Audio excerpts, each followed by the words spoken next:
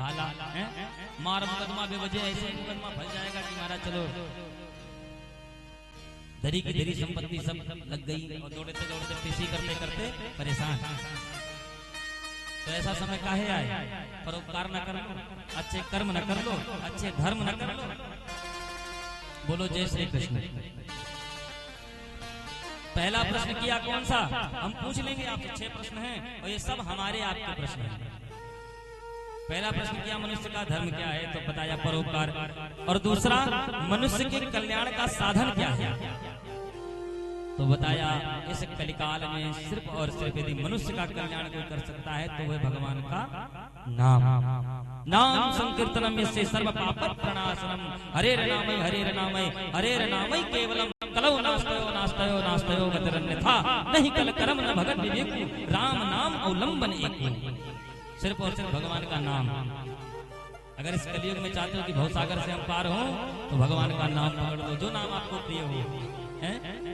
आप सब लोग परिचित होंगे, सब अच्छे से जानते हैं। अगर कलयुग में साक्षात भगवान के दर्शन करने हो तो श्री धाम वृंदावन में पूज्य श्री प्रेमानंद जी बाबा हैं, देख लो। हमको लगता है सब जानते होंगे कितनी कृपा है भगवान की।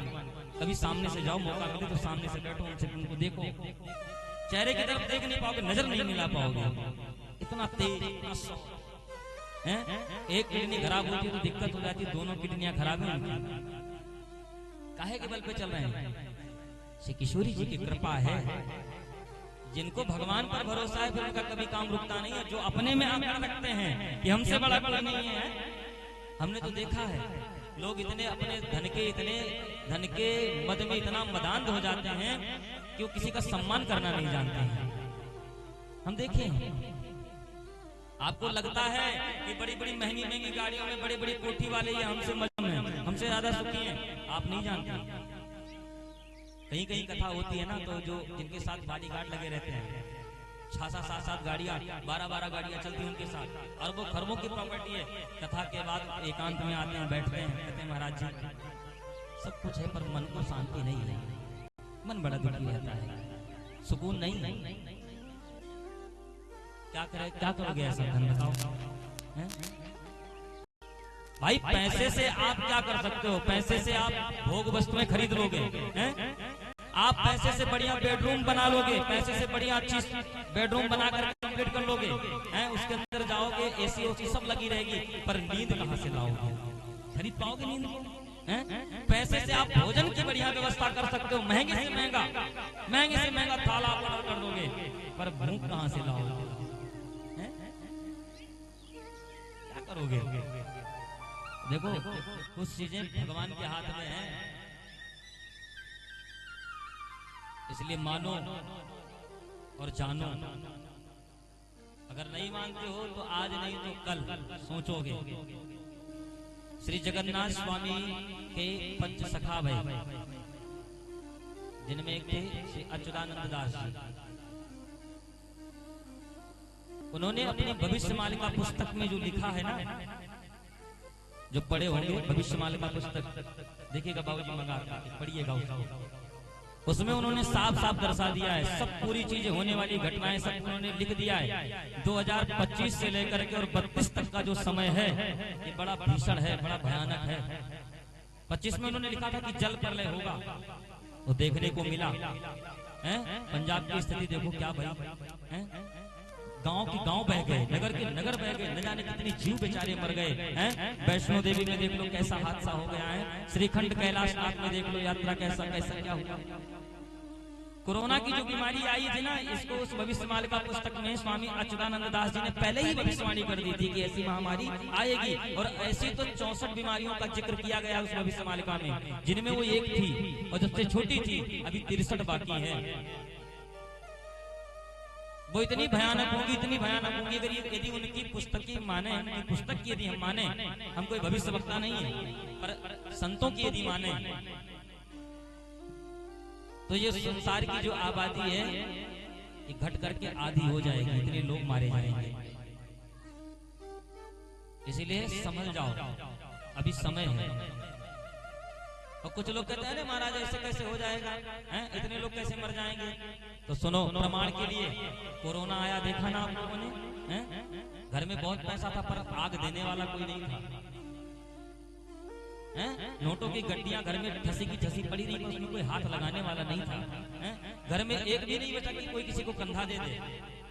कितने लोग मारे गए। ये तो छोटी सी चिंगारी थी। ये जो चल रहा है समय, और उस पुस्तक में ये भी घोषणा की गई, ये भी भविष्यवाणी की गई है कि तृतीय विश्व युद्ध बड़ी जल्दी होने वाला है, और जो कि माहौल बन भी रहा है, आप सब देख रहे हो। तो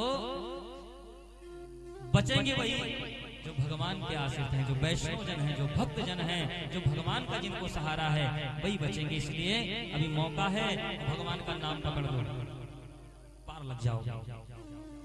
बोलो जय श्री कृष्ण। इसलिए धन के मद में इतने मदांध मत हो जाओ कि किसी विप्र, किसी ब्राह्मण का सम्मान करना भूल जाओ। देखो, हम तो 4 दिन के लिए तुम्हारे यहाँ आए, 7 दिन के लिए तुम्हारे यहाँ आए। अगर हमारा सम्मान करो तो ठीक, नहीं करोगे तो ठीक। हमारा क्या ले लोगे, हमारा क्या कर लोगे आप? हम तो जो करने आए वो तुम करके जाएंगे, हमारा धर्म है। पर आपका क्या धर्म है, आप देखो।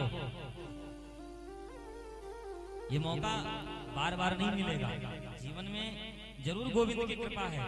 यदि आप समय तारीख निश्चित करके करवाना चाहते तो शायद नहीं हो पाता, लेकिन गोविंद ने आपकी सोसाइटी को चुना, आपकी कॉलोनी को चुना, और आप लोगों के हृदय में जो प्रेम था, इसलिए भागवत भगवान स्वयं प्रकट हो गए आपकी कॉलोनी में, स्वयं आ गए, पधार गए। ये सौभाग्य की बात है। इसलिए ऐसे अवसर मिले हैं तो इसको गंवाओ नहीं। ये 7 दिन बड़े कीमती हैं। उसके बाद फिर तो सोना, खाना, रहना, दिनचर्या वही चलेगी फिर, है ना। तो ये 7 दिन है ना, तन मन जैसे जैसे भी आपको ठाकुर जी ने बनाया हो ना, उस हिसाब से लगो कि भगवान को भी लगे नहीं हमारे भक्त हैं, फॉर्मेलिटी नहीं करना है। भगवान कहते हैं कि हमें कैसे लोग पसंद हैं। भगवान कहते हैं निर्मल मन जन सो मोहि पावा, ओ निर्मल मन जन सो मोहि पावा, मोहि कपट छल छेद न भावा, मोहि कपट छल छेद न भावा,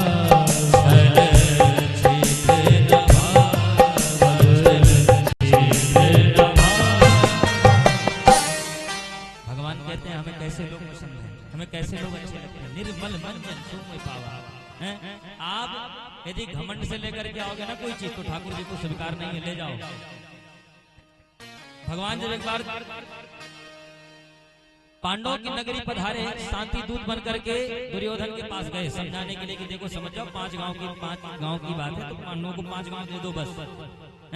अकड़ के साथ सुई का एक नोक के बराबर भी नहीं दूंगा, बिना युद्ध के मैं एक नोक के बराबर नहीं दूंगा। सपनी मामा ने हाथ दबाया, ठहर जाओ, तुम्हें पता है किससे तुम बात कर रहे हो? योगेश्वर भगवान श्री कृष्ण है, इसलिए थोड़ा शांत हो जाओ। और तुरंत शांत हो गया। अच्छा प्रभु, ये तो सब बात बाद में होती रहेगी, एक काम करो, हमारी माता गांधारी ने आपके लिए 56 प्रकार का व्यंजन बनाया, भोग बनाया, चल करके पाओ। भगवान ने ठुकरा दिया, नहीं नहीं, आज का भोजन मैं तुम्हारे घर नहीं करूंगा। आज का भोजन तो मैं विदुर काका के यहाँ करूंगा। और विदुर जी बेचारे बड़े गरीब, कुछ नहीं था। उनको जब पता चला कि द्वारकाधीश आ रहे हैं तो मनी मन प्रसन्न थे, पर उनको विश्वास नहीं था कि हमारे घर भगवान आएंगे।